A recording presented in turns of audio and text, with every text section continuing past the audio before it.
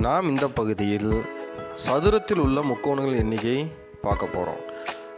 போன கணக்கில் ஒரு சதுரத்துக்குள்ளே இருக்கிற முக்கோணங்கள் எண்ணிக்கை பார்த்தோம்.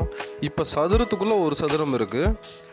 அப்போ எத்தனை முக்கோணங்கள் இருக்குதுன்னு நம்ம இப்போ கண்டுபிடிக்க போகிறோம். இப்போ பார்த்தீங்கன்னா 2 சதுரம் இருக்குது. சின்ன சதுரம் இருக்குது, பெரிய சதுரம் இருக்குது. ஃபஸ்ட்டு உள் சதுரத்தில் உள்ள தனித்த முக்கோணங்களின் எண்ணிக்கை எத்தனையும் நாம் பார்க்க போகிறோம். போன இதில் ஒரே ஒரு சதுரம் மட்டும் இருந்துச்சு, அதில் தனித்த முக்கோணங்கள் கண்டுபிடிச்சி அதை நம்ம 2ஆல் பெருக்கி கண்டுபிடிச்சோம். இங்கே பார்த்தீங்க அப்படின்னா 2 சதுரம் இருக்குது, வெளி சதுரம் ஒன்று, உள் சதுரம் ஒன்று. இப்போ உள் சதுரத்துக்குள்ளே தனித்த முக்கோணங்கள் எத்தனை இருக்குதுன்னு நாம் பார்க்கணும். ஃபஸ்ட்டு இங்கே பார்த்தீங்கன்னா தனித்த முக்கோணங்கள் 1 2 3 4 5 6 7 8 முக்கோணங்கள் இருக்குது. தனித்த முக்கோணங்கள் உள் சதுரத்துக்குள்ளே 8 இருக்குது.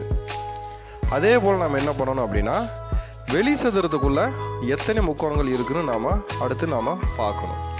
இப்போ வெளி சதுரத்தில் இருக்கிற முக்கோணங்களை கண்டுபிடிக்க நம்ம என்ன பண்ணணும் அப்படின்னா அந்த வெளி சதுர முக்கோணங்கள் அந்த சென்டர் பாயிண்ட்லேருந்து பார்த்தீங்கன்னா தெரியும், முக்கோணம் ஒவ்வொரு முக்கோணமாக தெரியும். இப்போ பார்த்தீங்கன்னா இந்த சென்டர் பாயிண்ட்லேருந்து ஒரு முக்கோணம் 1, இந்த சென்டர் பாயிண்ட்லேருந்து 2 3 4 5 6 7 8. இப்போ பார்த்தீங்கன்னா வெளி சதுரத்தில் இருக்கிற முக்கோணங்கள் எண்ணிக்கையும் எத்தனை வந்திருக்குது? 8.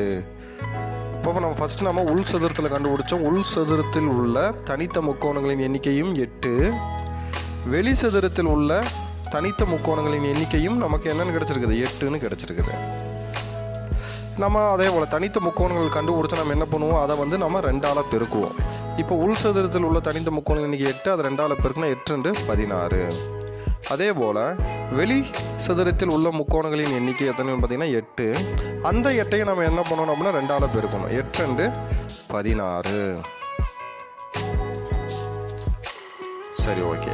அடுத்து நம்ம இப்போ என்ன பண்ணணும் அப்படின்னா இப்போ 2 சதுரத்துக்குள்ள வந்த முக்கோணங்களின் எண்ணிக்கை என்ன பண்ணணும்னா கூட்டணும்.